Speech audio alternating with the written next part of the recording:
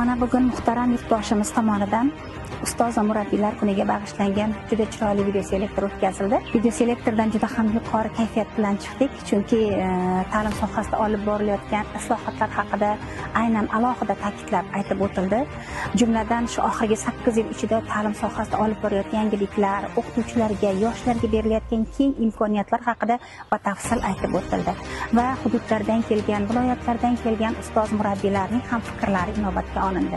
Jumladan shaxsan o'zim juda ham bir to'lqinlanib ketdimki, 15 yillik pedagogik stajga ega bo'lgan, oliy toifaga ega bo'lgan o'qituvchilarga ipoteka banki tomonidan boshlang'ich badalning 25% qoplab berilishi, bundan tashqari kelgusi yil oliy ta'lim muassasalariga o'qishga qabul qilingan talabalarning kontraktlarini 30% davlat tomonidan to'lab berilishi, bundan tashqari oliy ta'lim muassasalarini bakalavr yo'nalishi bo'yicha tamomlagan yoshlarimizga to'g'ridan to'g'ri malaka toifasi, ikkinchi malaka toifasi berilishi, oliy ta'lim muassasasini bitirib magistraturaga o'qishga qabul qilingan yoshlarimizga esa to'g'ridan to'g'ri birinchi malaka toifalari berilishi bu juda ham quvonarli holat.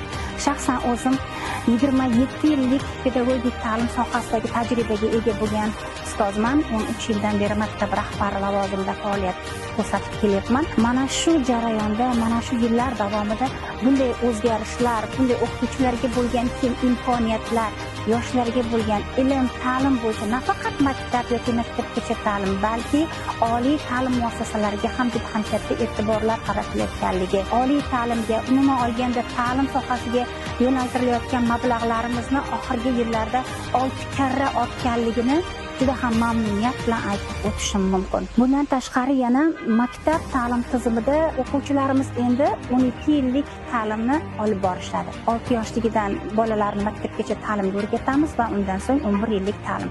Va shu bilan birgalikda yangi yilda, ya'ni 2026-yilda direktorning o'rinbosari, maslahatchi lavozimini ta'sis etilishi bizni juda ham quvontirdi. Bu maslahatchi albatta o'z o'rnida 7-sinf o'quvchilari bilan 9-sinf o'quvchilari o'rtasida kasbga qiziqadigan o'quvchilarni saralab oladi va oliy ta'limga yo'naltiriladi, ya'ni kasbga yo'naltirib texnikumlarga safarbar etiladi.